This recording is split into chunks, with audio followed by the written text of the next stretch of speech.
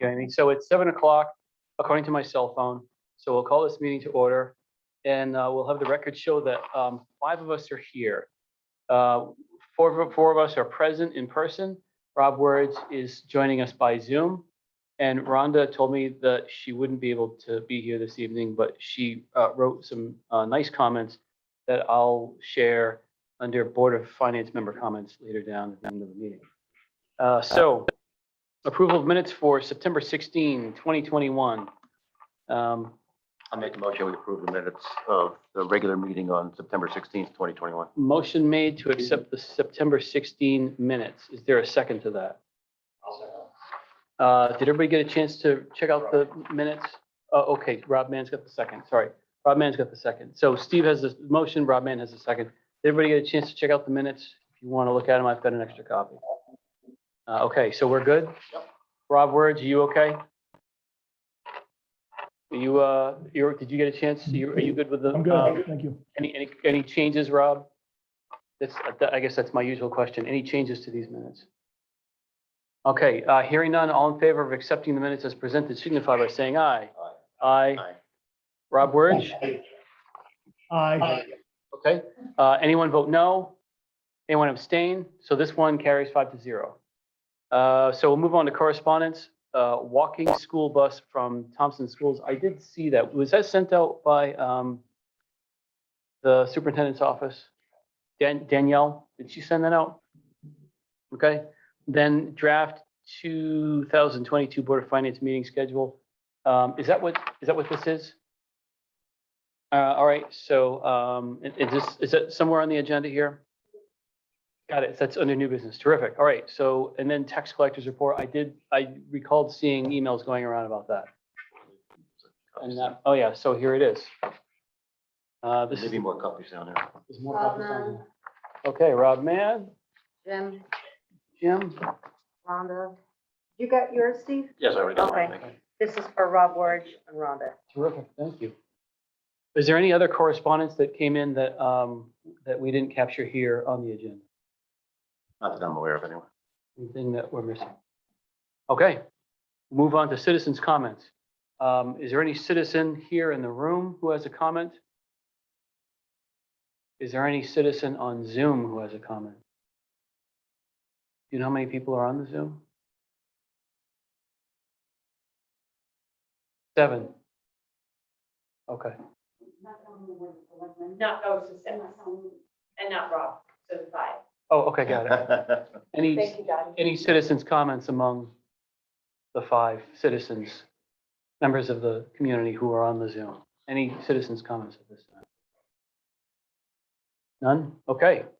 We'll move on to Selectmen's update. First Selectman, Amy Sainosh. Welcome, Okay. Amy. All right. Grants. Amy, do you want to come on here for the Zoom? Oh, no. Oh, I okay. can move over here if you want. Okay, okay. They don't need to see me. Strike that from the minutes.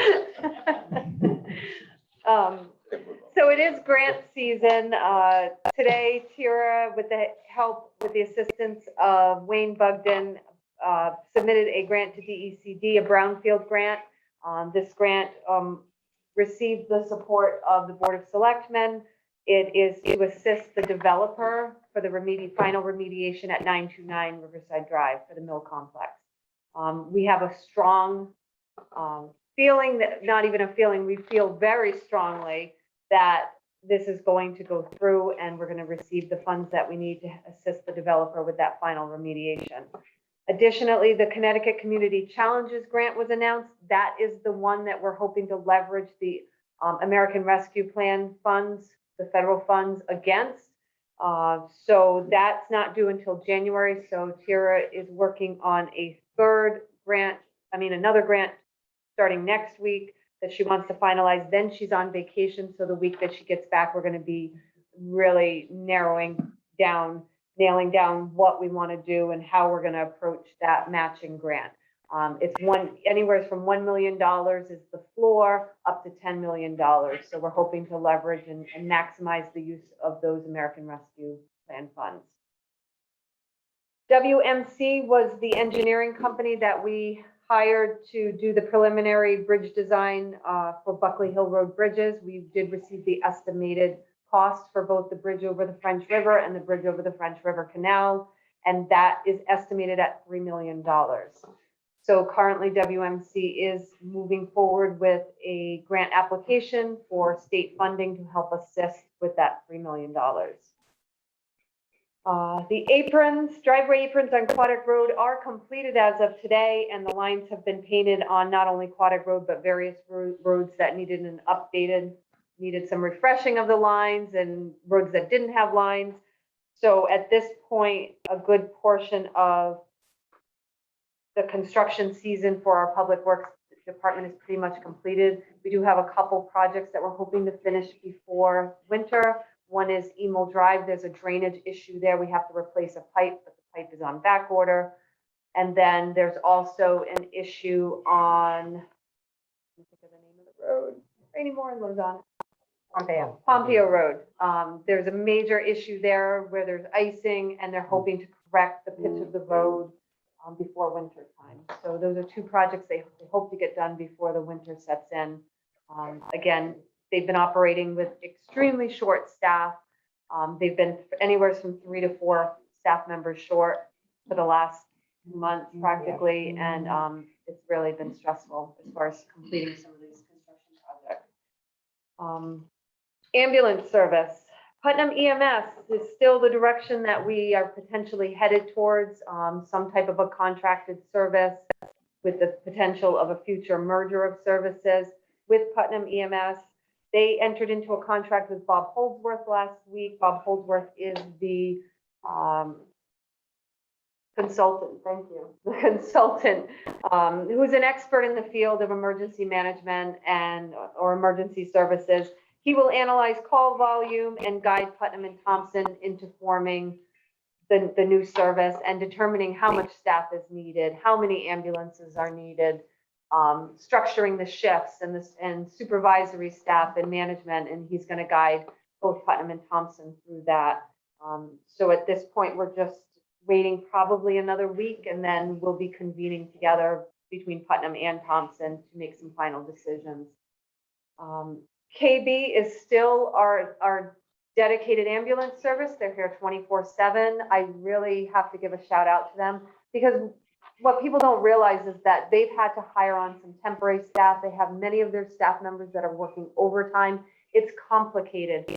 They've taken this on without any promise that we'd even contract with them in the future.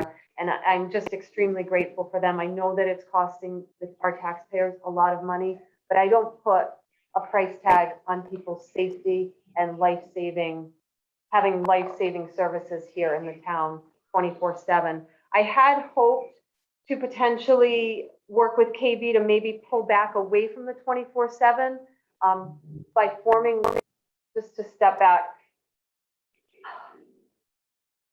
There are 5 districts in the town of Thompson, 4 of which have what's called an R1 service, and that's for the first responders.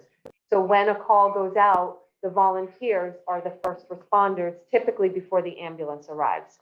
Communities District does not have R1 service currently. So that's why I've hesitated pulling away from the 24/7 service from KB, because that would leave Communities District with no first responders. I was trying to work out a deal where the other 4 departments might come into this district. That has not been able to happen. So it's left me having to stick with the 24/7 service at the price tag of $40,000 a month. So I just wanted to give you that update. I was trying to come up with a better solution to at least maybe stop the bleeding somewhat, but that hasn't come to fruition. The 5 fire departments weren't able to make that agreement. So we're kind of stuck, but KB is doing a phenomenal job, and they're here and they're dedicated, and I am extremely grateful to them for their service to this town. Lastly, in regard to ambulances, at the Board of Selectmen meeting on Tuesday night, the board agreed, and Community Fire Company has agreed to accept $168,000 for the town to acquire 3 ambulances for eventual service with Putnam EMS. We were really kind of forced to purchase, because there's a chassis shortage with ambulances right now, and they're hard to come by. But we really felt strongly that it was a win for the town, and community will have the funds to fix their flooring. So that will be coming from the American Rescue Plan funds.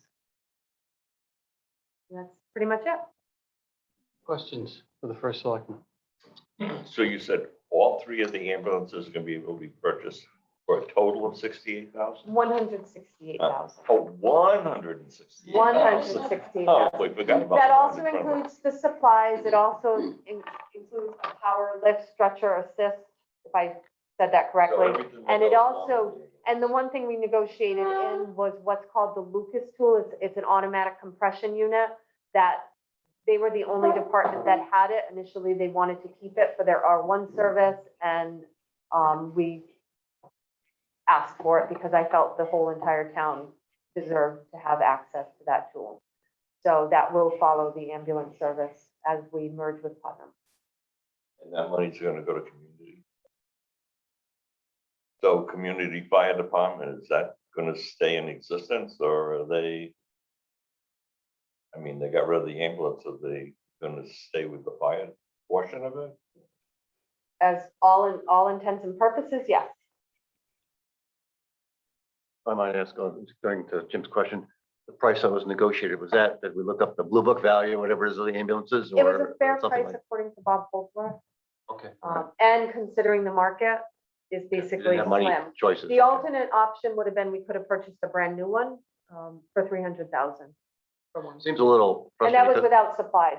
seems a little frustrating to me because I remember in past Board of Selectmen's meetings, we set aside, I remember something like $75,000 because they needed an ambulance. So in some ways I kind of feel we, meaning the town, bought those in the past, but I know we didn't actually have the ownership, so. I feel strongly with you that constructively, the town did pay for those ambulances already. But We weren't on the ownership, we were on the title, I we understand. really, it was something we really needed to move forward. We don't have a choice. I might ask you about, if I could, about the bridge grants. Do Yes. you have any feel for, would the grants cover the total 3 million or Oh. half of it or a tenth of it or 90%? I You have wish any Rich feel? was here. I can't remember off the top of my Okay, head, okay, but it's not the full amount. okay. It is just a percentage. It's a pretty strong percentage. If I'm remembering correctly, it's about 80%, Oh, okay. 80/20. Okay. So, On the ambulance service with the potential Putnam combination, whatever that might work out to be, is that going to be sort of the type of ambulance service we have now, sort of our service as opposed to a commercial service? correct. So when I had initially spoke with KB Ambulance, it was going to be a flat fee where we don't get credited for any of the billing. The way the system, the way it will be set up with Putnam EMS will be very similar to community. We'll get credit for the billing, and we'll pay a stipend very similar to what we've paid in the past. I was told by Ed Higgins, he's the chair of Putnam EMS's board, that on average it's around $80,000 for the town of Putnam. So it'll be similar.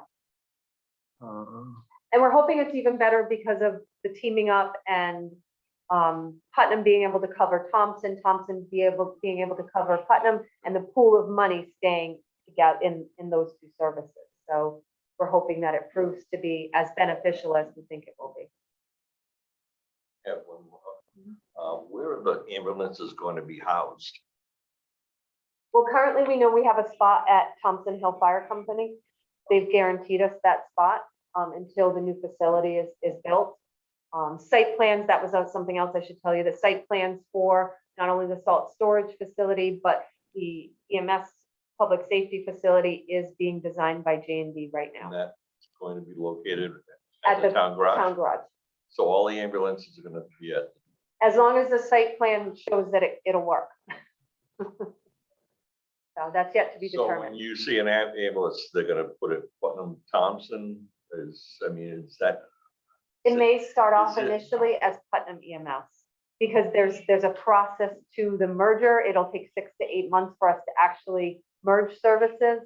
And until that time, it has to be listed as Putnam EMS. So at that point, it'll be a ambulance service, its own organization, its own entity, its own corporation. Yeah. And it will just basically, we'll contract with them to provide services for our town and we'll provide some funds for that. Correct, correct. just like you contracted with community. It'll be our service, our primary service. Very much. Great job.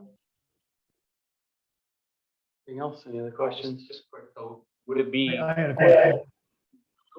Sorry. Hold on a second, Rob. Rob Mann is rolling into his question. We'll get to you in just a moment. Is that okay?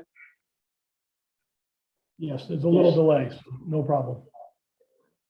Go yeah, ahead, so Rob like Mann. Steve just said, it would be its own entity, so it would be its own corporation. It wouldn't be like a town-owned. Correct. Okay, all right. Okay, Rob Wurge.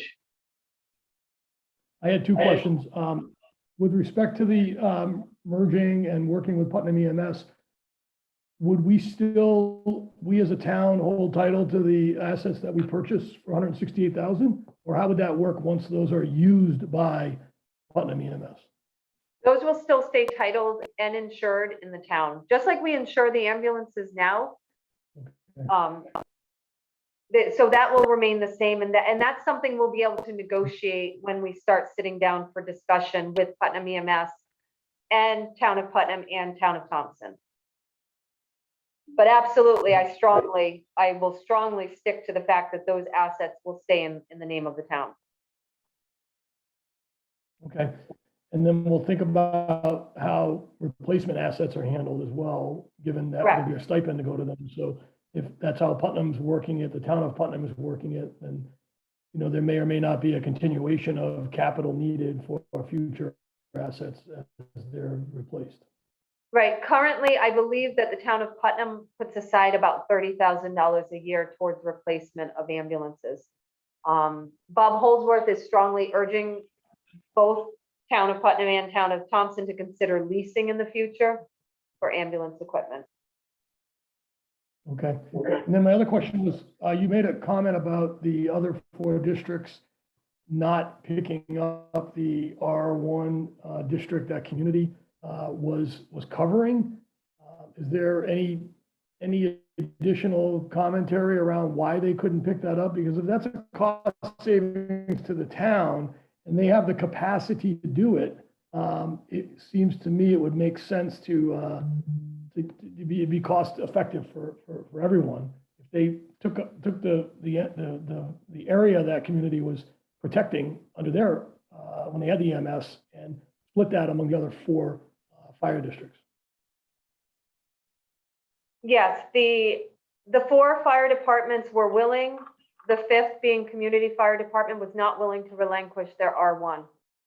They didn't want to relinquish their district to the other 4. I will say that from what I understand, the chiefs are meeting tonight to discuss R1 services, so I hope that they come back tomorrow to me with a change in attitude.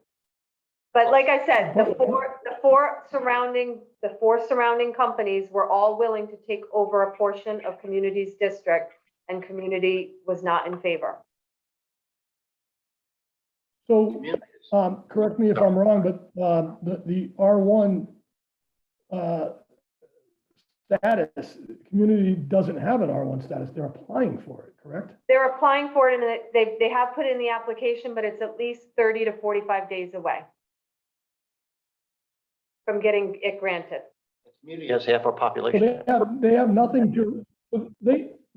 to relinquish then if they don't have it. I But guess I but don't the other understand if it's the chief, town's responsibility, sorry, Amy, if Yeah. it's the town's responsibility to provide the ambulance service, why would community be in a position to architect that for you, and to tell you how that's to be done? If we have the ability with the other 4, and we're not going to spend the amount of money we're spending today on an outside service, it doesn't quite connect for me, Amy. well, it doesn't connect for me either.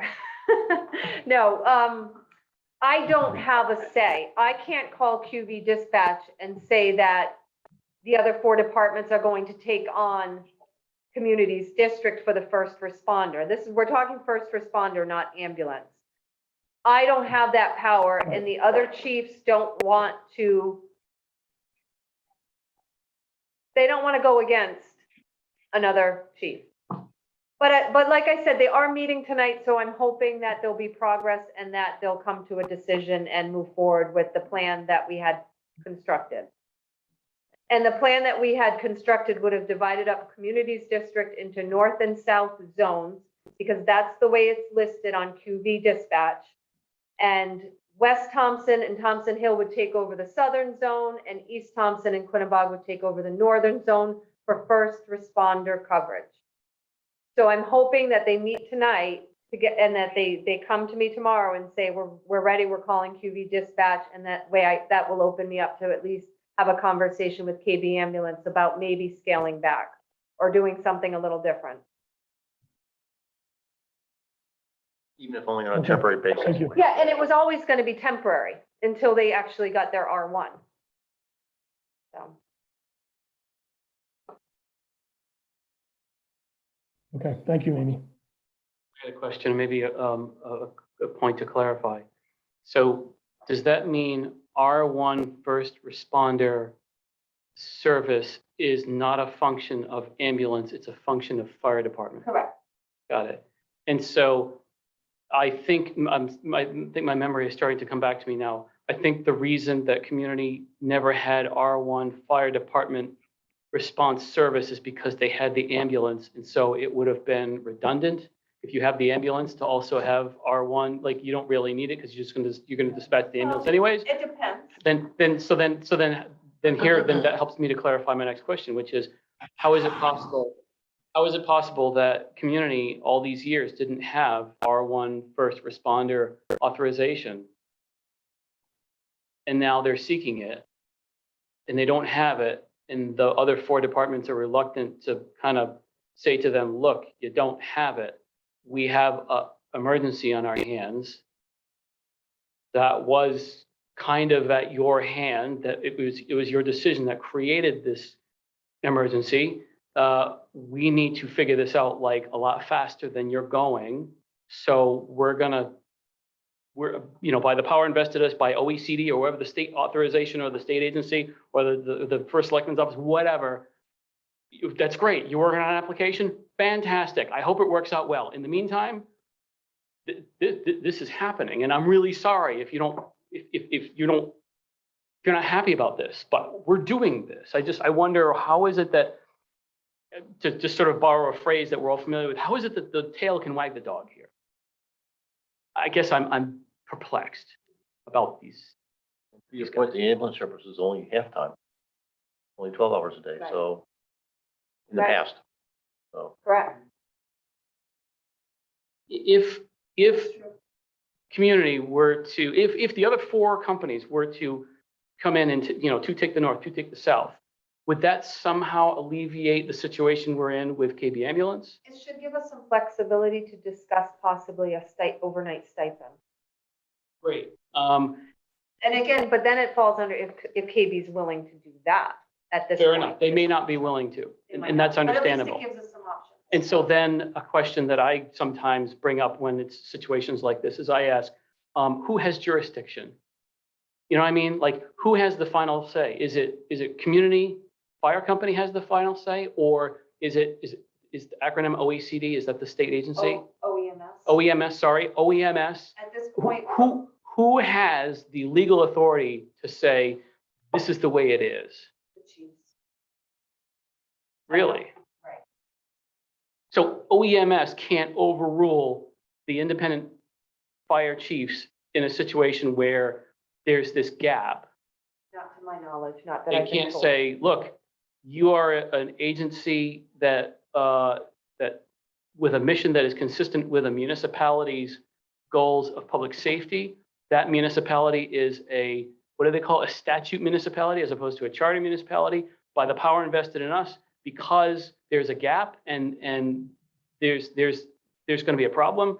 That's great. You're working on it for 60 or however many days from now. But in the meantime, bang, we are now deciding that until you can show us that you have R1 first responder authorization, we are now authorizing the other four to step in and do it for you. I guess I think the other four won't Yeah. agree to it because they don't want to, I don't Step know, on word their or offend. and I completely Because it is understand. brother. I completely understand the sort of the political dynamic. I get that. I just Yeah. wonder, Right. if I'm a state agency, I just state agencies are set up to take care of things.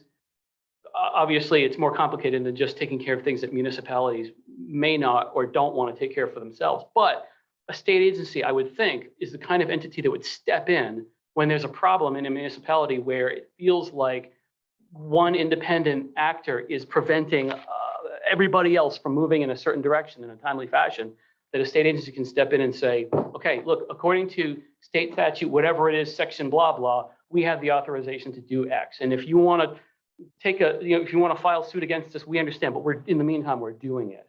Because based on the statute that authorizes us to do whatever, you're not doing X. So, and I know it's putting you into a bind, and I feel for you. I guess I wonder if there's some way that we can take this bind off of our shoulders and bring in sort of the cavalry, if you will, and say, look, can you invoke whatever statute authorizes you to do blah, blah? I think what it comes down to is, I don't believe, I mean, obviously, Communities District didn't have R1. I don't think that's mandated. What's required is an ambulance service, a basic life support ambulance service. And at this point, we're meeting that criteria. So will OEMS come in and do anything? Probably not, because we're meeting what's required. R1 is just above and beyond. It's just that extra layer of protection that everybody deserves to have in their community. And yeah, I I think understand. that's why. So then we're meeting the minimum threshold. And so then OEMS says, we only go this far. If you can take it this far, then that's sufficient for the purposes of our jurisdiction. Anything beyond that, you're going to have to sort out on your own. Okay, now I And then understand. it falls on the shoulders of the actual individual fire department. Got it. I have no right to call QB and say, That's right. I want understand. this. I completely understand. One more question. So right now, if somebody Aaron, dialed can I 911, interject? Wait, hold on. Well, just a moment. We got Rob Mann is going to make a point, and then I'll come right back to you, Rob. so right now, if somebody dials 911 in Communities District, the ambulance gets dispatched even for a fire, or how does this work right now? Or For is an it emergency, just for for- a medical call, just the ambulance, I believe. Okay, Yeah. so if there was a For fire, medical. there's no delay, like before there was like a delay, and they called community out, and then, Oh, right, they're not calling community out okay, so anymore. that's not They happening. know I don't- KB I is just wanted to make listed sure. as and so KB gets the call and directs it to Okay. their staff that's on site at Thompson Hill. Back to Rob Words. Go ahead, Rob Words. Yeah, thank you, Aaron. And thank you for drilling in a little deeper. You kind of clarified where I was trying to go with some of my questioning as well. But if I understand it, and please correct me, Amy, if I understand it incorrectly, that we're providing 24-hour service at a cost to the town, which we all feel, many of us feel is the right thing to do. We don't want to cut it to 12-hour service. God forbid somebody needs an ambulance during the time that we don't have full 24-hour service. However, if all the fire districts had their R1, then we could cut it back to 12 hours, because we would have that first responder throughout the whole community. So if that's true, what I just stated, then we're kind of going in circles around these different districts, and the lack of cooperation among the fire departments is costing the town a significant amount of money. And that's just not right. I mean, I think to Aaron's point, we should be able to step in, or we should at least be able to control our own expenses and not have to continue with a 24-hour service expense when 80%, 4 out of 5, have the R1 and one district doesn't. And we have a means to cover that one district.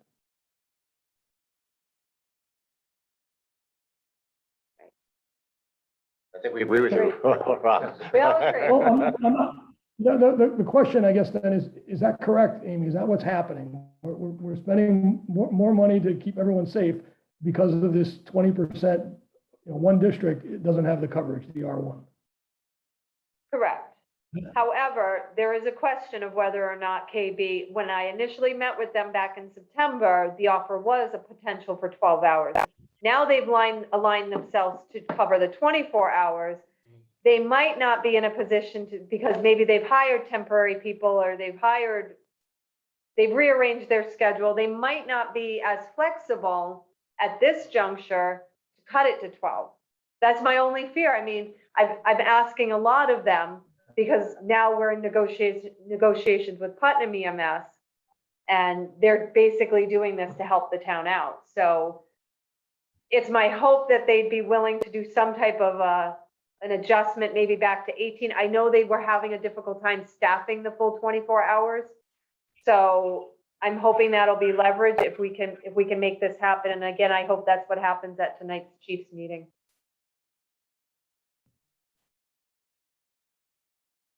Okay. You good, Rob? Coming again, please. I just want to make sure that are you all set? Do you have any more questions or comments? I don't want to cut you off if you're still thinking. I don't, thank you, Aaron. I don't know, I don't have any other questions or comments. I guess we'll see what the outcome of the meeting is tonight. And, you know, perhaps KB would be excited because they're paying overtime and they can't find people, you know, as it is. We might actually be doing them a favor, Amy, by cutting it back Right. to 12, but we spent a lot of time on it. I don't have any other questions. I guess speaking only for myself, the thoughts that I share, I even want the record to show that I'm very happy with the work that, Amy, that you're doing on this. I feel like, I don't know what the best analogy is. Hail Mary pass, running with a baton. I don't know what it is, but you're doing really such an incredible service to the town as a result of the work that you're doing on this. And I raise the position that I raise, not to criticize what you're doing, but to say, my gosh, isn't there some authority that we can turn to who can swing a sledgehammer if one needs to be swung? And I wonder if this is one of those moments where it's worth calling town attorney and saying, look, we're in this situation where we've got this temporary ambulance. We've got it contracted for 24 hours because we don't want someone to die from a heart attack in the middle of the night when the 12-hour shift is off. A heart attack, a life that easily could have been saved, a death that could have been prevented. We don't want that. There's really no dollar amount that you can put on human life. So we got this ambulance for 24 hours a day. If we had R1 service covered throughout the town, we could theoretically scale back to 12 hours. We don't know if the ambulance service would be willing to do it, but we don't know until we say, hey, we now have R1 covered throughout the town. Can we have a conversation? Because we could go to 12. I don't know how you guys are thinking, but we could go to 12 if that works for you. I think this is one of those moments where maybe a town attorney could say, sorry, but you got to just deal with what you're dealing with. Or actually, my understanding is, I had a client that was in, Fairfield County, and they had a situation similar to this, and they used whatever mechanism to basically force the question, move the question, because there were entities involved who are not municipal entities. They did not necessarily represent the town's government, and they were standing in the way, and this municipality invoked whatever it is to go and basically push the ball down the road. I mean, we don't know until we ask. It's worth however much it costs to me, the attorney. If it's a few $100 for him to do research and come back with an answer, that's great. It's fine with me, because if he can save us however many thousands of dollars, then that sounds good to me. Yeah, well, if the meeting tonight doesn't go in the right direction, I certainly will follow that. Yeah, I would say that's a very prudent approach. Is if you can all sort it out, great, terrific, that's wonderful. If you can't, we're going to have to sort something out for you. And you may not like what it looks like, but you know what? That's what happens when you can't sort it out. That's life. It gets sorted out for you. So thank you for the work that you're doing on this. Thank you. Any other questions? Thank you. Thank you very much. Is Melinda Smith on? Yes, she is. Oh, fantastic. I'm School here. district update with Melinda Smith. Hello, Melinda. Hello, everyone. My report will be later. We have currently 935 students in Thompson Public Schools, 414 students at Mary R. Fisher, 298 at our middle school, and 223 students at our high school. Last Friday evening, we held our homecoming dance outside with masks. I'm happy to report that half of our students attended the dance and really had a great time. Our homecoming king and queen are Alex Grauer and Kira O'Brien. Our football team won 35-0, and we're now at a 5 So we're very proud of our football team and proud of our students who pulled together a socially distant, appropriate homecoming dance. It was really just really nice. They decorated outside with lights, and it was just a beautiful night. And I'm so glad that they had an opportunity to have that particular event. I want to highlight some of the collaborative work that's been happening between the town and the schools.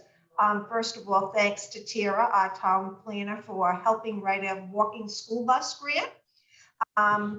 The walking school bus is a project where school security officers pick up students along the way on the path to school, and they walk to school. So it's to promote health and wellness.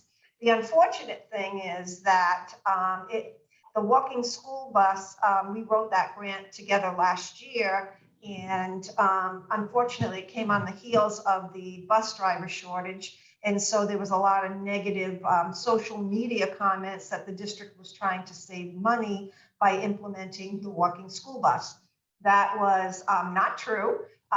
It was a separate project. We're pretty excited. We only have low ridership on the walking school bus, but the students that are riding every day are really enjoying it. The pilot runs till the end of the month. And so we thank Tara for securing those grant funds for us to actually have this happen. We are looking forward to when the new sidewalks are installed so that we can promote students walking and have more walkability to school. So we're looking forward to that. Another project is the animal shelter. Our first selectman, Amy, did a call out for community service to our schools, and Jerry Knoll and Sarah Furbush, our teachers in the district, answered that call with our students, and they went out and they spruced up the exterior of the animal shelter and inside the individual kennels. If you haven't seen it, you should stop by. It's really beautiful. And we thank Amy for that project and that partnership. And I need to say to the Board of Finance and to the Board of Education, a special thank you for allowing us to share the human resource position. I don't know how we lived without it, quite frankly. And the woman that's in place, Michelle, is doing an outstanding job, but she is extremely busy, at least at my end, and I'm sure just as busy at the town end. So it was a position that was much needed. I think we got a really good candidate, and I need to thank both boards for that position. Bill Birch wants to report that the roof is just about finished. They're working on a punch list right now. The security gates are coming. The connection is being made this week. You might see, if you come up the hill, there's some trenches that go across the driveway. Be careful when you go over those trenches. They are going to be installing the gates fairly soon. Our telephone, our intercom, and our dust collector that was all under the Alliance construction grant are complete. There's a few punch list items that are being taken care of right now. I was very honored today to attend an FBLA installation, Future Business Leaders of America, under Patricia Tupai. And also the Board of Ed has agreed, has granted permission for me to move forward on a Vision to Learn program, which will bring in eye screening for all students in Thompson. But beyond that, any student that fails a screening will be able to get a full eye exam. And if they need glasses, those glasses will be provided free of charge, and they're guaranteed up to a year. We're using some of our ESSER $2. Other Alliance districts are doing the same. And it's to remove the barrier of vision disabilities to learning. And we know that a lot of our students that have spent a lot of time on screen are starting to have some vision issues. So we're really excited to get that program off the ground. And that's our update from Thompson Public Schools. Questions for the superintendent? I just have a sort of general question. In the past, I know the Board of Finance has been surprised by special ed students, special needs students coming into the district and costing substantial amounts more than was projected. I wonder if you have any view of how it looks this year. It's not looking good, and I didn't really want to throw a wet blanket. But it definitely is not looking good. Next month, we're looking at what funds that were not spent at the end of last year. We are going to be sending a letter to the Board of Finance to ask that any of those unspent dollars be set aside, primarily because we're up to 29 students out of district, and 2 students did move in that need a residential placement. And those residential placements are very costly. And so we're trying to control that. Right now, it doesn't look good. And so we want to make sure that we try to save any dollars that were not spent from last year to cover any over expenditures in the budget. So you are right. We are up in special ed. I think we had 17 new students move into town with special education needs this year, and not many move out. Thank you. Rob Rich, did you have any questions? Looks No, I like- did not. Okay. I was muted. I did not. Thanks, Rob. So Melinda, just to clarify, you said 29 students who are outplaced, and by that, you don't mean Ellis Tech or Killingley High School VOAG program. You mean outplaced as in special ed outplaced? Correct. So those are positions where we're paying tuition. As you know, we don't pay tuition for Ellis. We provide transportation. Killingley VOAG, we do pay tuition. However, those numbers are down. And so we're happy about that. More of our students are staying at Turtle Lot, but it is the special education numbers that have gone up. Chris Jones is working really hard, developing additional programs and, trying to keep more students in the Bradley program if they qualify, they meet the criteria, because that's an on-site program, which is less costly. But there still are students that need specialized programming. And unfortunately, that's where that number is coming from. So right now, we are definitely over in special ed tuition out district line. And, that's why we will be coming to you. I know the Board of Ed spoke of this. There was some unspent money last year. We don't have the real clear number until the auditors finish their work. But we're going to ask you under that 1% set aside that we had agreed to a few years ago, if we could hold that money just in case we run over. And just at the risk of redundancy, so a student who is in the Killingley VOAG program does not show up in that 29 number that you just shared with us.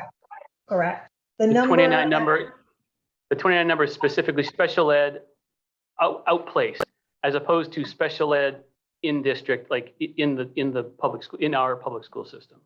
Correct. The 29 is outside of our campus. Yes, anyone that we have to pay tuition for special education services that we can't offer on site. And you said we just picked up 17 this academic year? Not that require outplacement, but 17 students with individualized education plans. Got it. So 17 new students to the district moved in that have diagnosed disabilities. Got it. But not necessarily all 17 show up in the column of 29. There could be Correct. 1, there could be 2, there could be 3, but not all 17. That's right. Okay. If you had another thought, go ahead. Yeah, I didn't want to cut you off.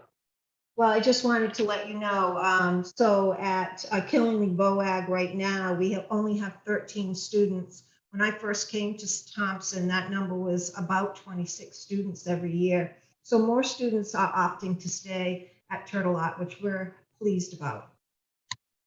What do you think is driving that? Why are more students choosing to stay here?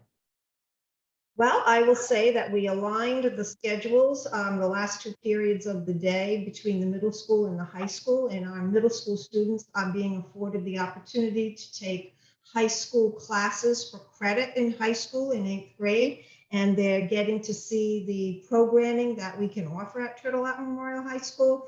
And I think that they didn't realize that we have such a nice expanded manufacturing program and really nice career pathways. And so they're taking advantage of those classes and are opting to go that way. And a great superintendent Oh, thanks. I was going to say, so that, and chairman of the board. well, of course, yeah, right. Don't forget. So that rework of scheduling for the eighth graders and the high schoolers to synchronize, that's something that your office was involved with? That's Yes. something that's something just in the last year or two or three, basically since you've been here? Oh, yes, that's new. We ended up working with a national scheduling consultant to learn what we could do to actually be efficient with our staffing. And so out of that came the opportunity to allow eighth graders to take classes of interest and still get high school credit for it. Like, for example, Trish Tupai teaches financial literacy. We have students taking financial literacy up at the high school from eighth grade and getting that course credit, and that will be on their transcript in high school. So what it will do is open the door for students to take additional classes or more AP classes and get those on their high school resume. So we're excited about that. And it's an efficient way to make sure that we can use staff. And if there's open seats at the high school, why not? Great, thank you. Any other questions? Any other comments? Go ahead, Jim. Melinda, this is Jim Bellavance. I just want to, it's my last night on the board, and I want to thank you very much for what you've done for this town.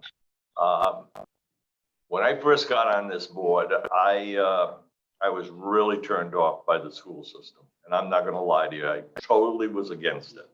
You have brought in fresh air to something that really, really needed a complete makeover. You've done a fantastic job, and I wish you nothing but success. Well, thank you, Jim, but I got a great team and we do it all together. And I got to say, an extremely supportive board. And I think we all work together for the common good. And I think, and it's always a pleasure to give school department updates to the Board of Finance. So I thank you for allowing me to share some of the highlights every month. Good job. Anyone else? Any other questions, comments, concerns? I'll make a comment. I remember Jim, one of his first meetings, talking about how after a visit to the school, how it looked like a third world country. I remember that very well a few years, several years ago. So, that was a motivator. I remember that. It Anything else? doesn't look like that. Getting better every day. Thanks. Yes, it is. Thanks to you and the team, Melinda. Any other comments, questions, thoughts? Anything else? All right, Melinda, thank you so much. So we'll move on to financial report with Orla McKiernan Raftery. Thanks, Aaron. I have 3 reports that we'll be reviewing today. I have a couple of copies. If anybody would like a copy of either the latest update to the end of the fiscal year 21, first 3 months reports for fiscal 22, or a copy of the budget transfers. I'm going to leave them here, okay? Some of you may have already printed your copies, but there's extras. Thanks, Aaron.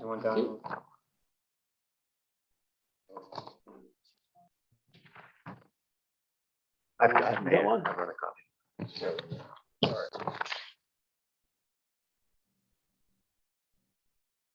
You've got copies of all this good Yeah, I stuff have too? a copy of them. Okay, so I haven't seen you guys in a couple of months, so it's helpful to be able to come back and take a look at a lot of the numbers that we haven't shared since July. But so as Melinda mentioned, we've already dug into the audit process. We did have to delay it a number of weeks, but the audit did happen last week, and we're finalizing those small little bits with the auditors currently. But this is where we stand at the moment. This is where it was when we submitted the final numbers to the auditors before they came in to do their field work. There will be potential other changes, but this is where we stand right now. So on the revenue side of things, not a lot of changes. I don't believe there's any particular changes at all, actually. But currently, our income for the year, total year to date is 26.334. Our budget was 26.773. So we're about $340,000 less than where we should be on our budget. As you see, if you take a look first at the financial statements for the current taxes, we're by budgeted 17.675. We brought in 17.406. I thought Rainey was going to be here to discuss potentially the reasons why we were down a bit, because I know he had his report, but I guess that's not the case. But either way, so you'll see we're already down on those lines over $270,000. Some of the other lines were pretty close to anyway. State grants, most of our state grants were level from 21 to the budget. So we came in pretty close there. Local revenue, we came in higher than budget by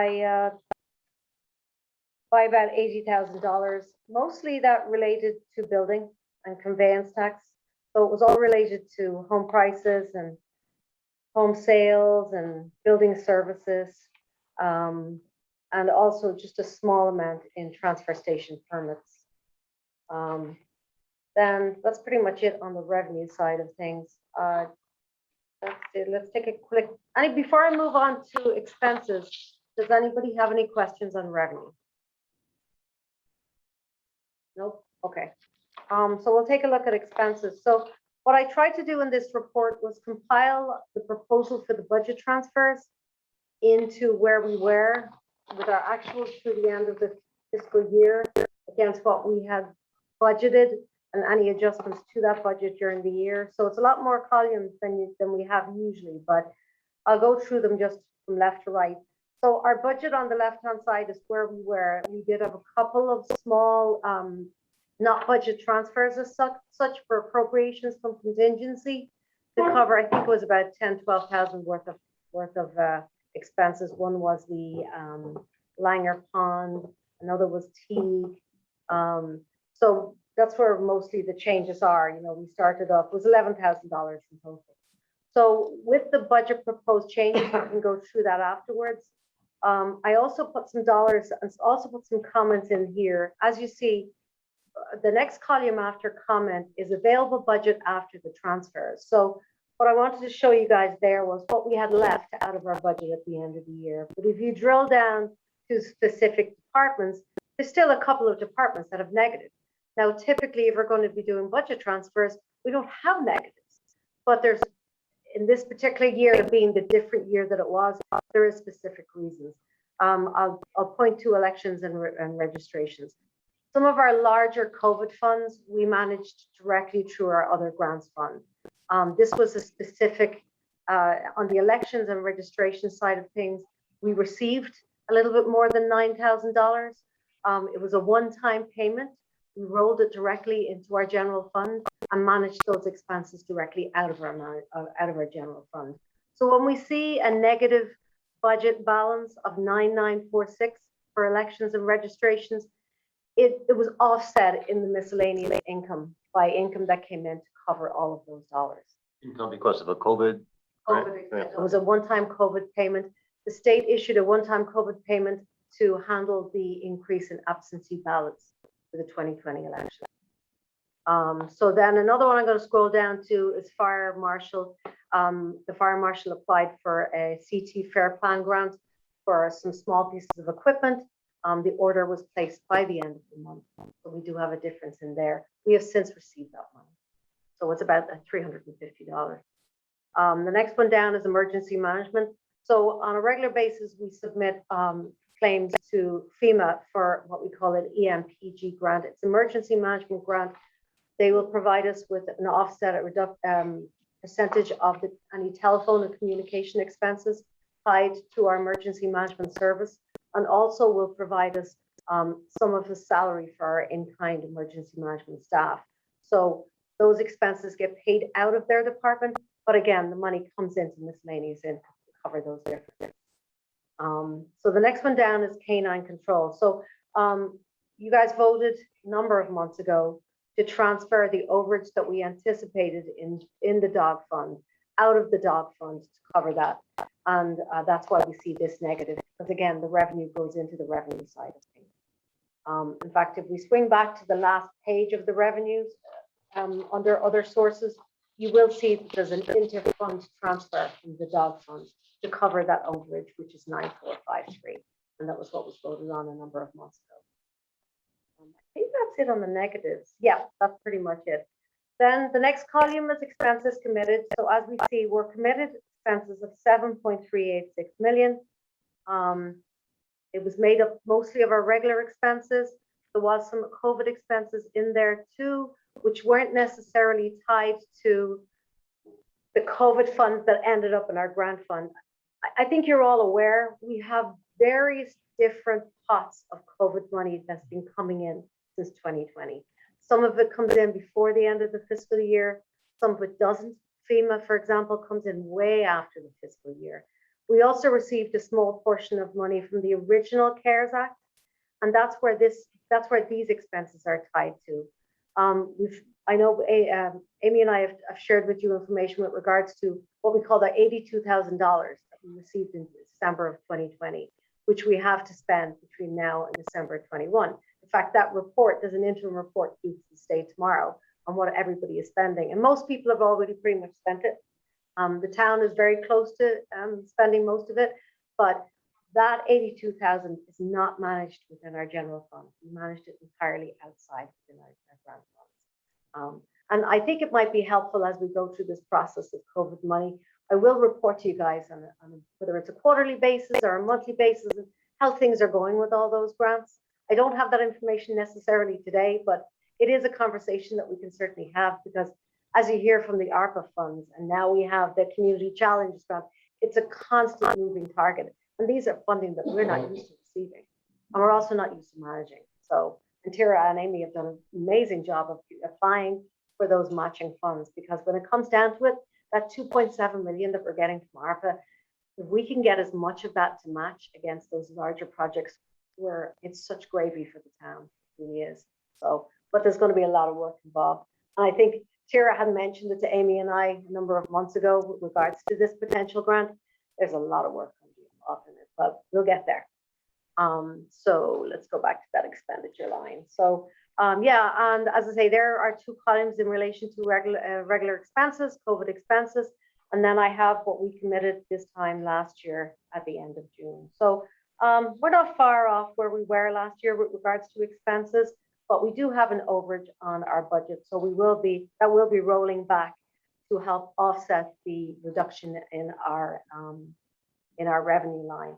Now, what I'm anticipating, so as we can see, for the most part, we're going to be in a position where we won't necessarily have to use our budgeted $284,000 in surplus, but we will be using some of it. We certainly will be using some of it. I'm not sure where the school stands, and as Melinda said, we are still in the final stages with the auditors, so I don't want to share any specifics because we don't know quite yet. But my guess is we'll have a deficit of between $50,000 and $100,000, which thankfully is a lot less than the 284. If you see where our overage on where we had money left in the budget tends to be the same specific places. We do have money left on snow removal. We do have some funds left on fringe benefits and on debt retirement. It's rare that we have money left in debt retirement, but if you may remember, when we received the settlement money from the oil spill for the school, we paid off a huge portion of that loan. So we drew down on that principal substantially, and that happened after our budget was finalized for fiscal 21. So we're not going to see that again, but I just thought I'd highlight that because it is an unusual one to see. Does anybody have any questions on these expenses? And just go to fringe benefits. Yes. Well, looks like, if I understand this right, we spent 86% of what we budgeted.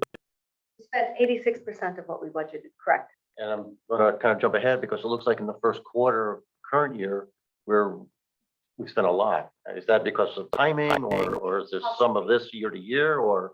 Possibly could be. I know during the latter part of calendar year 2020, Highway Department was in between staff. So usually for a lot of the fringe benefits are either tied to one pension There's a Oh, big paying percentage. somebody who leaves kind of thing, the accrued vacation or pension or whatever. Well, that, too, but also hiring somebody new. If we don't hire somebody immediately new, there's not going to be Yeah, an sure, expense in yep. there for health insurance and for pension. Now, how we typically budget is, we budget pretty much everybody, assuming that everybody is on insurance. Because we have to allow for the possibility that everybody is. We've had a lot of transition of staff in the last year. So if we're not seeing those dollars spent on the health insurance line, which is really the main core of our fringe benefit, it's most likely due to the fact that we have newer staff that are not picking up the benefits, or they're not picking up the benefits that we've budgeted.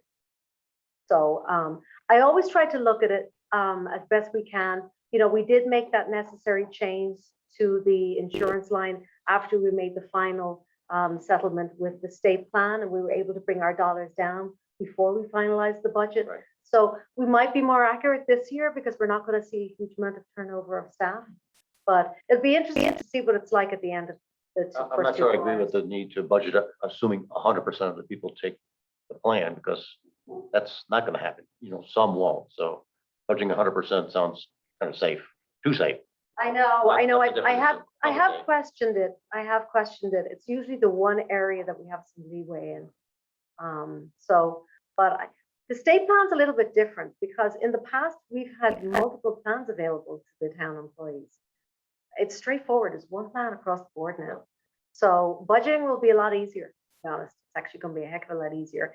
And also you go on the lower level, the HSA contributions are always a huge part of contributions to the town side, because we always contributed quite a big percentage at 55%. But because we won't have that anymore, what we budget is what we're going to spend. The only fluctuation will be with regards to whether people are taking the insurance or whether Right, they're not. right. And again, maybe it's right to be safe, but you don't have to assume everybody takes the full. The other thing is what I do try to do, Steve, is for those people who are on the fence and you're unclear, you take the lowest amount that's possible. You take an individual rate as opposed to a family rate. So, anybody else got any questions on the expenses side for fiscal 21? Budget's gonna, you said about to wrap up? Budgets. I mean, I'm sorry, the audit. Yes. Excuse me. So, our initial date was in the middle of September, and my apologies, I had to push that over, and they worked with us great, and they gave us a date last week. I have to check in with them. They're actually all off site this week, but I want to check in to see next week. I'd love to think that we can meet with them during the November meeting. Sure. At a push, it'll be December, but I really want to try and push for November if we can. We were able to provide everything that they needed on our end, but there's always questions after the fact. So, but yeah, next week will be different. So I'll keep you guys posted, but I'm still going to try and see if we can meet in November. We'll see. Okay, so I'll move on to where we are for the first 3 months of the fiscal year now. And then we can swing back to budget transfers when we get to that part on the agenda. So we are at 10.352, 1.14 higher than we were this time last year. So Rainey's doing a great job of collecting money right now. Prior year taxes of 183, we're almost 50 grand higher, and interest and liens are higher by 20 grand at 75. We received 2 grants during the months of July, August, and September. One was a new state pilot, a tiered pilot. I actually thought I was bringing the details for the artist, but I didn't. So that's 11,000, and then an MRSA grant, which is a municipal sharing grant of 3966. And they're both newer grants in this year's budget. On the local revenue, we're Help me out, 3966, I'm totally lost. so it's MRSA. Municipal. Oh, it's in the summary. Okay, I'm sorry. I was looking at the Sorry, details. yeah. Sorry. It's on the summary. Apologize. So it is MRSA, which is Municipal Revenue Sharing account. So that's one we haven't seen before. Then on the local revenue, we're at 211K, we're 29K higher. Taking a look, usually we are a little bit more on the conveyance side and on the building side, but this is primarily due to our sale of 1395 Riverside Drive, brought in $30,000. No, what, I'm sorry, What was Aaron. that? RFP. I just wanted. Oh, yeah, you want to ask me a question? Go Was ahead. it- Was it the boat ramp? Is that what that was? Yeah, Okay. it's next to 1405 in the Wilson Hill section. Fine, thank you. So expenses committed are 3.941, and our cash increased by 2.5 since June, which is nice. We're spending it, but we're bringing it in. We're also 2.66 higher than we were this time last year. On the surplus side of things, let's take a quick look. It's the last document that's included in that current year report. When I say no changes, there really is no changes, but I did want to just take a look and see where we were. At the end of June, we anticipate an 18.56 fund balance. Now that includes getting our reimbursement for the security grant and getting our reimbursement for the oil tank. We're not there yet. We're not. I know our oil tank application is going in either tomorrow or Monday. It's certainly going in the next week. The security grant side of things, we've received a portion. The first part of that project was the ballistic material that went on the windows. We did get our certain percentage, 60% back. There's a contingency held until such time as the grants are audited, but we did get that first $126,000 back earlier this year. The oil tank, I don't think we're going to get it back yet, but we'll certainly get it back within this fiscal year. So ideally, after we receive all of our reimbursements, we will be at 1.5856. The only budget appropriation we have out of that is our 15,000, which is budgeted on our fiscal 22 budget, gives us an anticipated surplus of 1.841. Now that's based on just $100,000 in our reduction in fund balance as a result of our financials at the end of fiscal 21. That may change. That may change, but that was my most conservative guess. So that's that in the surplus. Anybody got any questions on the fiscal 22 year-to-date numbers? You're looking at the individual departments? Yeah, sure. Let me just pull it up. On the expenditures? Yeah, just some general questions. Obviously looked at the ones that were more than, or a high percentage of the total budget. So I'm looking at Schedule 2, Roman numeral 2, expense Yes. summary. Fire departments, we spent, if I understand this right, 85% of the total budget for the year. Is that my Yes. understanding correct? Is that because we do it early? We do. We pay insurance upfront. We pay a NECOG upfront for paramedic services. We also pay the stipend to the fire department. The full amount that we The full budgeted, amount. but they get the full amount on day one, or They do. basically. The 5 fire departments got the full percentage on day one. The ambulance service, as agreed in the budget process, only received the first 3 months. Or actually, the first 2 months. When did we install? That was in August. I believe it was October 1st. So they didn't. Okay, so they received the first 3 months. July, August. Yes. So approximately 7. But the fire departments, we do the whole enchilada stuff on day one. The library community center building looks like it spent 55% roughly of its total year budget in the first 3 months. So library, most likely it might be some, so with the likes of utilities and repairs, Allison typically opens a purchase order at the beginning of the year, knowing that she's going to be using a specific vendor. Most likely that's the details behind it, Okay. but let me just look, because I do have some backup here. Did I share with you guys the details of year to date? I think I did. Yeah, I mean this. No, the detail behind that. I'm Oh, just yeah, gonna look yeah, and that see was, if it was 28 pages. I didn't print Yeah. that. I can, if you guys ever want any of this stuff printed, just give me a holler and I can print it and make sure I have it ready for you guys. Yeah, $56,000 of the 70 and change is encumbered purchase orders. So it's electricity, it's telephone, it's heating. So each 3 of those are a set So it's contract. got the whole amount It's got the in there whole already amount for the whole year. that Okay, she's all right. anticipating. Now, she Gotcha. doesn't always budget exactly what's in her budget. She'll anticipate a specific vendor that she knows she's going to use. Most likely, I'm looking at this building repair and maintenance.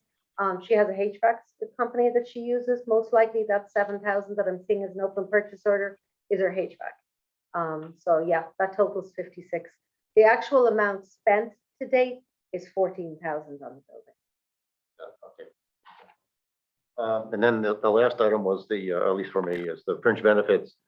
65% of the total annual budget has already been spent in the first 3 months. So Again, none is of that will timing only issues? be for Purchase orders. So will be, let me just look those up individually and I can tell you for sure.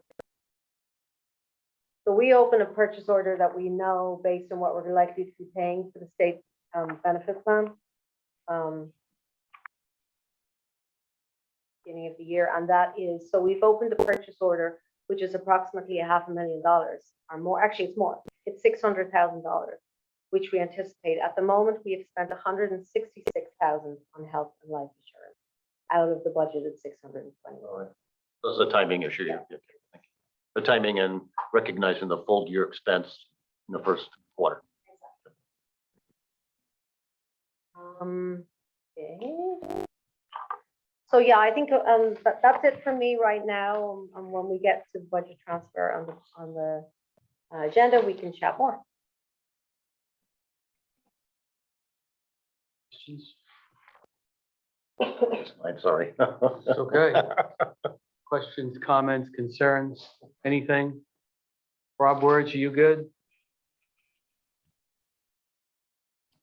Yeah, I had one quick question. I know Melinda commented on the HR position coming in, and that's terrific. I know it's a shared position. Part of the justification was around lowering some of our legal expenses. And I recognize we're only 3 months in, but question for Orla, are we seeing, is that coming true that's working in our favor in terms of needing less outside services in that area? I think it's too early to tell, Rob, to be honest. I'm trying to think, I think Michelle's been here a month, right? Right. Yeah, so we're still weaning out those specifics, but I think that's, let's take a look at that over the next month. And we can certainly provide you with some more updated information by then. Yeah, I'm not surprised it's early. Just, it would be good to see that, it'd just be good to see that be reduced based on the way we set it up. So thank you. Absolutely. We can address it in the coming months. Okay, sounds good. Anything else? Thank you so much, Rob. You're welcome. Next item on the agenda is the Turtle Lot Fund Update Board of Trustees. I don't know if there's anything to report there. If not, that's okay. I know you've been away for a while, and No, I don't, and we haven't met poor since Joe Lindley has been gone for a few years now. I miss his him anniversary dearly. is coming up this week. Is it 2 really? years. I Yeah. see his bench on the town common, and there's like, somebody put a little baseball up there and something else. And I realized it's movable. It's not immovable. It's not part. So what's really nice is no one touches it. No one takes it. It stays right there. Yeah. It's fantastic. I think Melinda has something to say. Oh, go ahead, Melinda. I have a Turtle Lot Trust project update from Mr. Birch. The current phase of the window project is now complete, with the exception of sash lifts, which came in the wrong color. The material for the final phase has been ordered, and delivery is estimated sometime after the first of the year. He's hoping that he's going to be ready to start once the weather breaks in the spring to do the final project of the windows. And he also reports that the new clock, our clock needed to be replaced, and the trust did approve that. The new clock has been installed. So thank you. Thank you, Melinda. I heard about the clock. Yay. Thank you. Any questions about that? Questions, comments? Rob Word, you good? I'm good. Thank you. Thanks. So we'll move on to new business. First item under new business is presentation by Finance Director, end of fiscal year budget transfers. Okay. And that So must does be everybody, this. yes, it is. Does everybody have a copy in front of them? Okay, so I did bring it to the Board of Selectmen on Tuesday, but unfortunately I wasn't able to attend the meeting. So it is not approved at this stage. They will be reviewing it and Meaning the Board of Selectmen has to approve this before we they can have do to it? approve it, but it was on our agenda. I wanted us to take the opportunity to review it tonight. You guys have any questions, either tonight or you can address any questions to me via email or telephone. The plan is that the Board of Selectmen will review it again on November 3rd. I will be at the meeting on November 3rd. But I did think it was helpful to take advantage of the fact that it was already on our agenda, and we can take a look and see if anybody has any specific questions with regards to budget transfers. So if you don't mind, if we have the time, I'll just flick through them one by one. Okay, so the first ones where we need to, we're looking to get some increases is, as you know, the audit pricing came in higher than what we had with Bloom, so we're requesting an additional $4,900. On the IT side of it, so vision upgrade was complete, but we did have an option to adapt the cloud service, which we didn't add in the original quote. So Paul came to me and I said, yeah, absolutely go ahead with it. It's free. It's actually more than $700, about $1,000, but it's so much more efficient for him, and that's the service that he wanted. So I knew we would be able to gain it, and it was a small enough and immaterial enough money that we knew we could gain it from one of the other budget lines. Then on the finance, if you see there's a number to cover agreed union staff increase, you may remember after we finished the budget, we had some money in contingency. We took the how we're covering the cost of that is Amy had forfeited a dollar amount of her salary, the summer help. Rich did not end up hiring anybody on the summer help. So there we have almost $20,000. The rest of it we took out of contingency. So that covers it was approximately $21,000 in change to cover the 2% for each of the employees, plus the benefits for each of those staff members. So any of those line items that you see to cover agreed union staff increase and change in to cover agreed union staff increase fund with for selectmen and some help, that's what we're referring to. So I'll scroll down through those. So then we get to tax collector. So there was additional cost. The price of advertising went substantially higher than what Rainey had budgeted for the year. And then also on the office supply line, he was short of a huge amount of his supplies this year. So he stocked up and he went over budget. So on the assessor side of things, the amount of hours that we had in the budget was different to what we hired at. There was a difference of about, maybe was it 2 hours? 1.5 hours. Was it? I can't remember. No, you're right. 32 to 35. Yes, we went 35. So that's where that difference is too. And that covers all the necessary hours to be in the town hall between 9 to 4 and 9 to 6 and 9 to 2. That's where that 35 hours came in. The previous person in the position did actually take an unpaid lunch, but that was an unusual situation. So next one down I see is election officers. So we did, on top of the additional funding that we got, we also had the school roof referendum, which was not planned when they prepared the conservative budget for election workers, and similar with machine costs. So we were requesting $1,000 and $1,200 to cover those differences. Then on the fire marshal line, so it came to Amy's and my attention at the fall of last year that the fire marshal was using his own personal phone, and it was becoming a safety risk. And he approached both of us and we said we'd find a way to cover the cost of the phone for him. So this year it's already embedded into the phone, as is a phone to cover the deputy fire marshal, but we would like $1,000 to cover the difference of the fire marshal's phone from the period September 2020 through June of 2020. Then I see a lot of the union increase. Then we scroll down to tipping fees. As we know. Can I interrupt Go you ahead. as we go? $1,000 for a phone for a year? No, it was actually, it was about, so it was 9.5 months, and it was about $95 per month or $1,000 per month. So Oh. it's actually, so it's a little bit different now because this was before we added more plans. So we're now pooling all the data. So the cost is a little bit different for fiscal 22, but that's how it balanced out for fiscal 20. So we weren't really gaining from having this pool of data when we didn't really have enough phone lines on it. But now there's been a need for additional phone lines that we've got since then. And that's covered a lot of these dollars. So I just rounded it to $1,000 for the transfer, but the cost of his phone, we appropriated, I think it was $95 per month during that period of time. I'm in the middle of looking for phones for my company, and I'm looking at $30 a phone per month, so So it does just that seems like a include- lot. Is that a phone and including the And the phone would service? be another few dollars. So these, the phones that, this. Maybe it's Yeah. legit, but it just seems like a lot. This was covering the cost of a phone and it was covering the cost of the service. And as I say, we pooled the data.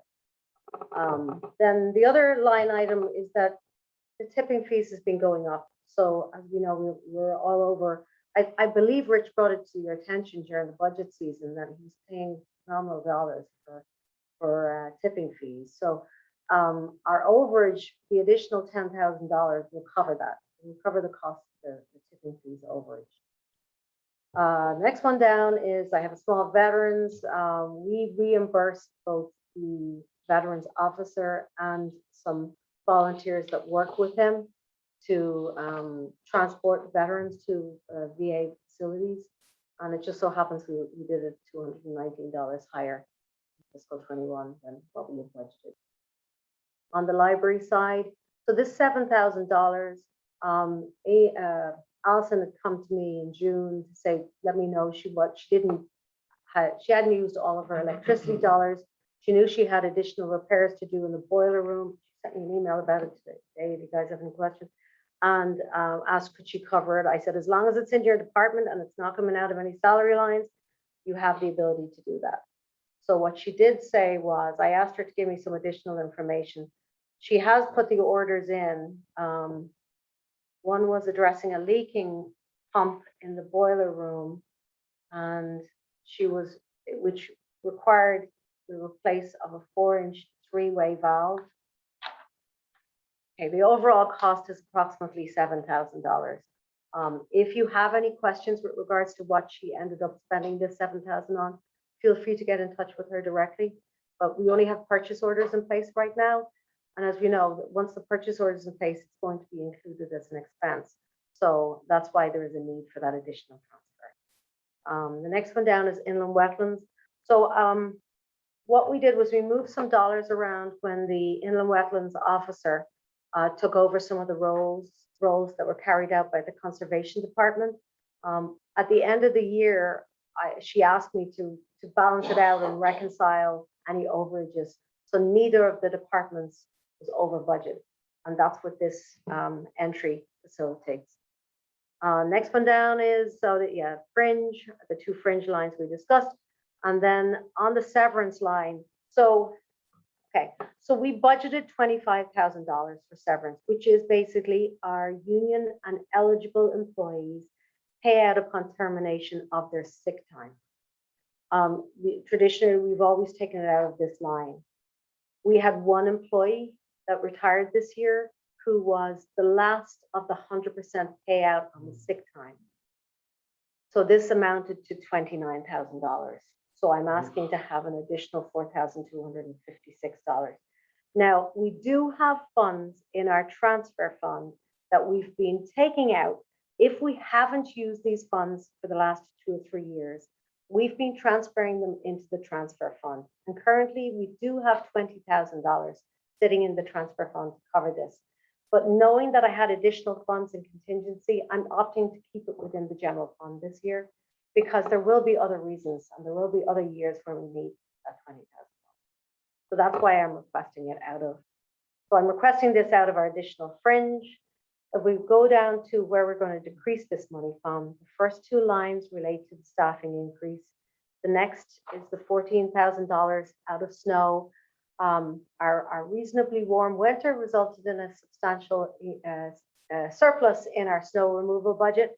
So I'm looking to take out $14,900 out of sand and salt to cover that additional tipping fees and the additional auditing fee. The library, that's the move around from electricity to building repairs. The conservation, between conservation and inland wetlands, that's that settlement of reconciliation of the one person carrying out the 2 roles. And then the severance to cover the fringe to cover the additional severance funds of $42.56. And then the last thing is those small other items, which include the tax collector's office increases, the clouds, the Vision Cloud services, cell phone for the fire marshal, the additional referendum for the school roof, and additional costs for veterans, and whatever else we needed to cover that balance of union staff increases. Does anybody have any questions? Okay, so I'll work with the Board of Selectmen on getting and going to attending their meeting on the 3rd, posing any questions. I'm happy to re-answer any of these questions again, because it'll be a public meeting, and then we'll come back to you guys. If for any reason I need to get this approved by the Board of Finance, can I call a special meeting? I'll keep in touch with you, Aaron. Especially, this is tied to the final audit, so this is not something that I can prepare until the audit is done, until I've provided the auditors with their initial income and expenses. But if there's a possibility that they're going to present to us in November, then I would need to make sure that this is approved prior to. So, but I'll keep you guys posted. If it's not going to happen until December, then we'll bring it to your attention at the November board meeting again. Okay? You approve it subject to the board, assuming we want to do that. You can certainly try. And I can confirm it afterwards. Assuming the board wants to approve it, but, What was on the agenda for this? Was there anything on here for making Yes. transfers on the agenda? I don't have the agenda. in front of me. yes, it's item 9A. I have it on my phone. but Can you we'll read it jump out over. there, Steve? Presentation by the finance director, end of FY budget transfers. 18 years over here. Okay, good. Right. So I'll make a motion that we approve these transfers subject to the board of selectmen's approval. All right, so a motion has been made to accept these transfers, subject to Board of Selectmen approval. Is there a second to that? There you go. All right, Jim's got the second. So Steve has the motion and Jim has the second. Any discussion on this motion? Any discussion on this motion? All right, I'll just go around the table. Steve, how do you vote? Yes. And Rob Mann Yes. and Jim? Yeah. And Rob Wurge, Yes.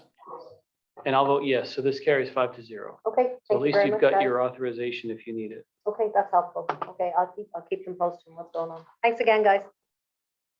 All right, and then we'll move on to new business, section B, which is discussion Board of Finance 2022 meeting schedule. And that is this, is it just this copy? I remember. Yep, there you go. This is, we see some variation of this every year. There was an additional, and then there was an amended version, correct? I haven't bolded my Is email. this the amended version? Amended version. I have it in my Oh, email. okay, sorry. Okay, that's fine. I mean, it's the third Thursday of every month, and then it's from the first Thursday of March through budget time, through getting this out to the referendum. Which is One of basically- these dates is St. Patty's Day. I don't Is it? know if we can do that. Oh, yeah, right. Is it okay to have an alcoholic beverage while you're doing the? I'll be dressed as a Budget? leprechaun. They might get a better turnout if we offer. The a other few thing I beers. noted is that We hear you. there's some duplication in the sense that we were scheduling at the bottom. I think there's a list of special meetings or a budget, I guess it's budget workshop meetings. And those seem to, in some cases, duplicate a scheduled, a regular meeting. I don't know if we want to do that or not. Oh, yeah, good Is that point. intentional or not? We always do it after. We always have our budget workshops after a regular meeting.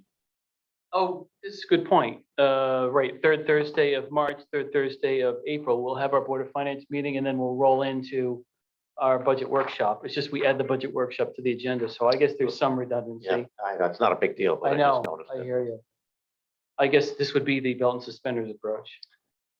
Next year, the 1st of May, which is in our ordinance to have the town meeting, is the 2nd of May. Sorry, the first Monday in May is the 2nd of May. And then if we have, of course, you have to back up a certain number of Yeah. days from there. So what does that put us into, like mid-April? Pushing it at the 21st. I know we were down to the wire this year, weren't we, How many Amy? days do we have to back up now? Can't remember. Is it 2 7 weeks? or 2 weeks? Oh, Some 2 weeks sounds. It's 2 weeks and we might have to go earlier. We might have to finish up on the 14th of April. Date for the, well, it's just, it only goes through April, so. That's right. I'll All right. confirm it with Renee and I'll Figure let it you out. guys know before the next meeting. Well, yeah, certainly if we know when we begin budget season, if we know by the first Thursday of March. Yeah. How much time we have to get it done, then we can pace ourselves appropriately. The presentation will be on the 3rd, then you've got the 10th, 17th, 24th, 31st, 7th, and 14th. That's 6 dates after the presentation. You guys can do it. To do it. I guess the question is, this first night where it's just the presentation. Is that sort of like a statute thing where all you can do is a presentation and then you go home? I don't Or know can that, we begin, A budget can we workshop. do our first budget workshop like after? Or the, public hearing, and then you could have, schedule a special meeting. Immediately following? I think we did that one. Well, the presentation really is public hearing, That's it, that's it. Mm. but it should be published at public hearing Yes. rather than. So we could hold a budget workshop after that, do you think, Dave? Yeah, So in presentation goes what, from 7 until 7:30 or something? And then we could schedule a budget workshop to follow either up there or down here and then start the questions. Because of course, we know the first 2 weeks, if not 3 weeks, is just tell us the story about behind this. Okay, and what about this? And then what about this? So the sooner you start asking the questions, the sooner the members can start making notes and then start thinking through where we think we may want to go with this. And if we have fewer dates on the backside, we might as well start a little bit earlier on the front side. But, Aaron, it's Rob, if I could jump Yep. in. go ahead. I think it would be great to start that evening. That picks up a night. And then the other thing we did, I'm pretty sure we did last year, when we got down to, inside 2 minutes, right? I think we had a few meetings on like a Tuesday. We did Tuesday, Thursday, which I actually like, if the other members like. We did just, you sprint to the end, right? With packing in the last 2 weeks, maybe, 4 to 5 meetings in that time span. That's right, we did do that. Tuesday, Thursday, Tuesday, Thursday. I think the final 2 weeks, we met twice a week. That's right. Yeah, that was during the first spring, the first COVID spring, when we had to stop, everything just stopped for like, oh my gosh, 4 weeks, 4 weeks. 5 weeks. Yeah, they And didn't- so then all of a sudden, once it picked back up, it was just this round the clock marathon mad dash to get it done in time. Yeah, we didn't meet. We only met once in March. And after then the COVID shut presentation. everything down. And then I don't think we started again until late April. Yeah, it was mid-April. And then we were able to, well, we didn't go to. It was Monday, Wednesday, Monday, Wednesday. Yeah. But but yeah, Rob, Ward, you're right. We did the Tuesday, Thursday, and that seemed to work. If we need it, that's helpful. But starting that first night, the first Thursday of March, that gives us an additional hour or hour and a half to start the process. All right, so do we vote on this? We got to vote on the schedule? Go ahead, Dottie. For you, I did not schedule March 31st. I left that off of the proposed schedule, because that's the 5th Thursday, typically after the forecast. But now I hear you're gonna be up against time pressure in April, perhaps you'd like to put on 31st. It's there. Sure, makes sense. It's emergency. Great suggestion. I see. Yeah, I see, you've got it handwritten there as opposed to the typed. So then, what do we just say yes as we vote for this? And then you can put it in and type and then it'll be all good? I think the FOIA requirements are that we vote on regular meetings. That gets submitted to the state or something. Yeah. And if you vote on if you schedule the meetings, you can have anything on the agenda you want. And you can have a meeting and add things to the agenda. But if you don't have it scheduled as a meeting at this time of the year for next year, then it would be a special meeting, which you can only discuss what's on the special meeting agenda. So actually, if you want to, you can make those special meetings regular meetings by announcing, sort of publishing them now. And then you can talk about at those meetings, not that we necessarily would, but you could talk about anything at those meetings because the agenda is open. If you don't make it a regular meeting, you can only talk about what you put on the agenda for that evening. And obviously you have to put a special notification of a special meeting and so forth. So there's some advantages to making them all both scheduled, and that makes them regular meetings, and you don't, your agenda is a little more flexible. A little different than what we've done, but that addresses the FOIA issue. And so do you mean the third Thursday of the month? In other words, actually schedule those meetings as meetings that we're going to have for the Board of Finance on March 3, 10, et cetera, et cetera. And that gives us a little more flexibility in terms of the agendas. Not a big deal one way or the other, but it helps, it might help a little. It doesn't hurt, let's put it that way. As opposed to making a special meeting, yeah. It doesn't limit you to, doesn't require you to do anything else, but who knows, something comes up and you want to talk about it in the middle of the month. You can't do it unless it's a scheduled meeting. I would suggest making them all on the schedule. We can always cancel if we don't need them. But it just gives you a little more flexibility. So basically to just say the Board of Finance has set its meeting schedule and it is the third Thursday of every month. And additionally, there'll be Board of Finance meetings on March 3, 10, 17, 24, 31, and April 7, 14, 21, and 28. So if we need more, you can always do a special meeting for Tuesdays or something if you want. And if you want to cancel those meetings because we don't need to, you can always cancel them. Yeah. But it gives you the flexibility, a little more flexibility by scheduling them.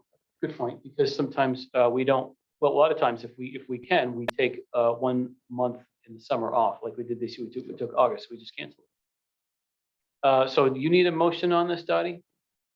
All right, so then here, let me try to do it this way. You can let me know if this works. Rob, words, do you have a thought? Yeah, just to Steve's earlier point, I think if we're going to go down the path of making them all regular meetings, then we can't have the we shouldn't have the redundancy then. So when you said 3rd, 10th, 17th, we got to drop the 17th. Otherwise, we have 2 regular meetings. Right, Robbie, you don't have the 2 meetings on the same Technicality, day. but before you went forward. You're right. All right, so here goes. I'll make a motion that the Thompson Board of Finance. I have one comment. Go before ahead, you- go ahead, go ahead. I can interrupt you. Go ahead.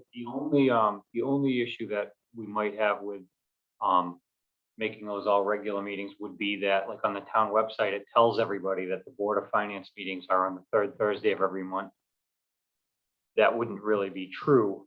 It would have to be told to the public in a different way because there's So now. 3rd Thursday plus these additional dates would have to be. Yeah, Yeah, that's- no, I agree, and that's what you should do, yeah, right. Just And you have, so everybody understands. but you have to publish the special meetings too. Yeah, it's easy to remember the 3rd Thursday of every month, but you know. Make sure that everybody knows that these are regular meetings. Probably not a bad idea to do that, having regular meetings, because usually what happens during budget season is we wait until the next regular meeting to approve all the minutes. And so it's like this Bible of minutes, because there's this meeting and then this meeting. Did I say that? Well, that was 3 meetings ago. Well, I don't remember. Does that really happen? So if you just do it the very next meeting, it's fresh in everybody's mind.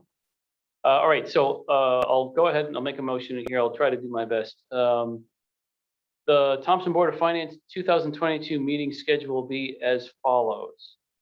January 20, February 17, March 3, March 10, March 17, March 24, March 31. April 7, April 14, April 21, April 28, May 19, June 16, July 21, August 18, September 15, October 20, November 17, December 15. That'll be the meeting schedule for calendar year 2022. I'll second it. All right, so I've made the motion for that and Steve has seconded that. And is there any discussion on the motion? Any discussion on the motion? Rob Word, any thoughts, any discussion on the motion? No discussion. All right, all in favor of approving that schedule signify by saying aye. Aye. Anyone opposed? Anyone abstain? And Rob Word, how did you vote on that one? Aye. So that's 5-0. Thank you, everyone. So we'll move on to Board of Finance member comments. And Rhonda had sent an email. Oh, she sent it to everybody. It says, "Hi all. Unfortunately, I will not be able to attend the upcoming October Board of Finance meeting, which would actually be my last meeting. I will be out of town on a business trip. Aaron, if you could be so kind as to say a few words for me during the Board of Finance member comments section of the agenda. And actually, I will add that we added Board of Finance member comments to this agenda in honor of Rhonda, because I remember we had a meeting sometime a few years ago where she wanted to bring up something, and it was on the last time of the agenda. It had nothing to do with it. And I said, maybe in the future, let's create a separate place where if any member of the Board of Finance has comments at the end, they can go ahead and talk about whatever they want. So these are the Rhonda Rooney honorary Board of Finance member comments section of the agenda. Memorial. Yeah, absolutely, not memorial yet, but absolutely, perhaps one day. To the residents of Thompson and to all boards, this is Rhonda speaking. It has been a pleasure to serve as a member of the Board of Finance. I am very grateful to have been elected and to serve the people of Thompson for the past 6 years. It has certainly been a learning experience for me with many ups and downs. My decisions have all been based on what I felt best benefited the majority. I realize that my decisions, perhaps, were not favored by all boards, but I give it my all. And I would like to welcome the new members that will be taking our places in November and wish them all the best. It was a pleasure working with you all. Kindest regards, Rhonda. Very nice of her to say that. I certainly, before we get entirely away from this, I did want to say thank you so much to Rhonda for her 6 years of service, dedicated service to Thompson. I wanted to say thank you so much, Jim, for his 6 years of dedicated service to Thompson.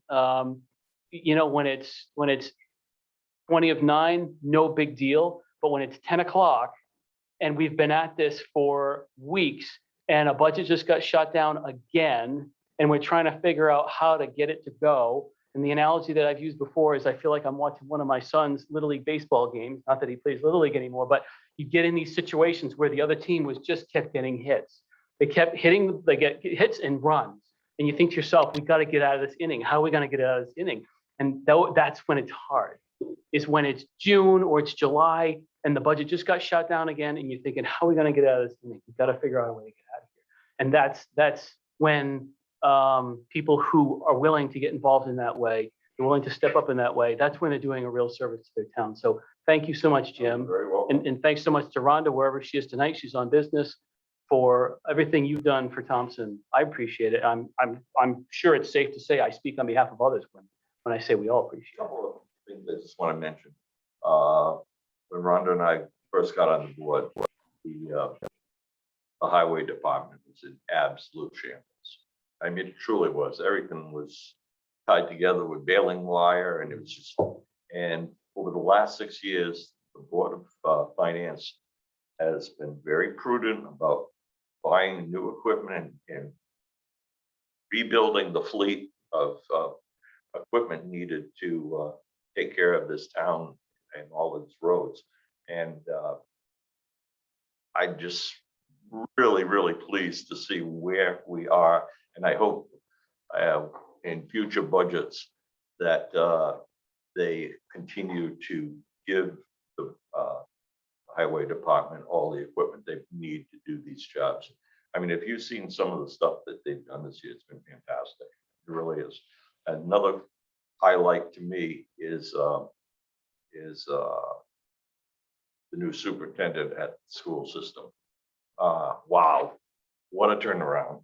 Amazing, amazing, amazing. So I'm really pleased about that. But I was really honored to serve for the town, and it's been a great experience. It really has. And I appreciate it, and I thank you. Thank you, Jim. Thank you for all your time. Been a pleasure working with you on the board. It's been, I want to say we've had ups and downs, and we had disagreements and agreements, and sometimes we butt heads, all of us on the board, not just a few of us. And that's part of it. That's part of the whole thing. And sometimes you have sacrifices, and sometimes you'd make a vote and you go a direction where you kind of didn't really want to go there, but you go there for the betterment of the town. And I want to thank you and both, Rhonda, for doing that when things get difficult and tough, because that's what we do. Sometimes it's difficult to tighten the belt up. You don't have the funds, or you don't want the bill rate to increase and whatnot. Those are challenging times, and it doesn't mean everybody in town is going to be happy with you. This is not a popularity contest being on this board. No, but I'll also just go along with you. I mean, I have more years to serve, but it's absolutely been, there's been changes in this town in just the time I've been on this board. You know, I remember Rich came into our first meeting and said, you know, everything this town has is junk. Oh, And we all sat there and went, huh? You know, and And that's, it was and it's, junk. and it's, and it's all It was changing, junk. you know, I mean, those are the things that I'm proud to be on the board about, Yeah. and you should be, Yeah. everybody should be. Because the schools getting things done, and I don't wanna say that, you know, some of this COVID's been a disaster, but I'll tell you, in some ways, it's a blessing, you know, I mean, we would have never got money to do a public service complex, to track at the school, or, I mean, we were duking it out whether we wanted to tile a floor or replace lockers last year. I mean, if you really think about those things, I mean, in some ways, this COVID money really is a blessing to our small town to get things done that we might not have got done for another 10 or 15 years. I mean, it's a crazy thing to think, but it's the truth. I mean, everybody's wants to be conservative and do what's needed and do the right thing. But it's difficult, and especially in the environment we live in, where, you know, you don't always get a raise at your job. You're lucky to even have a job at this point. There's ups and downs, and then there's demands in today's age now, and they want you to do things some people don't want to do, and vice versa. I mean, it's not easy for everybody. I can't imagine how it is for people you know, that have it harder. It's not an easy world. And one of the things that we can all be proud of to be on the board is that we try to do the right thing. And like Jim said, we're not loved about it. We'll never be loved for it, but we go to sleep at night and we think we make the right decisions for everybody. That's what matters. Thank you, everybody. Yep. I'll add two things that I really remember about you, Jim. One was the third world school. And I Well, that's what it looked like. Stamping and screaming about the fire departments. And we need to Well, address those. still That's still an not- issue for us, I think. But I still remember you making a point, a major point about that issue. And again, we need to address it somehow, but those are two things that I think you did those probably 5 or 6 years ago, but I still remember before I was on the board. I still remember those. So thank you for doing that. That is bringing up the fire department real quickly. Sorry. The study that was done was ridiculous. It was absolutely terrible. It brought no new light to the table. It was so generic. I mean, it was terrible. I mean, it truly was. I mean, I just think this town doesn't need 5 fire departments. I felt that way when I came on the board. I still feel that way when I'm coming off the board. And I just truly believe 3 strong fire departments in the town is the way to fly, but I don't know if that'll ever happen in my lifetime. So, but anyway, that was but thank you anyway. Well, thank you, Jim, for Thank you. for 6 great years, and It's been thanks great to Rhonda working for with you. 6 great years. We've really Great working enjoyed with all working of you. with both of you. Yep. Absolutely. All right, I believe we're ready for a motion to adjourn. I'll make a motion to Perfect. Jim's got the motion. I got the motion. Who's got the second? Steve's got the second. All in favor of adjourning, signify by saying aye. Aye. Anyone opposed? I- And abstain? Okay, and Rob Words also votes yes, so that means it's unanimous 5-0. And for the record, it's 8:49 PM. All right. 9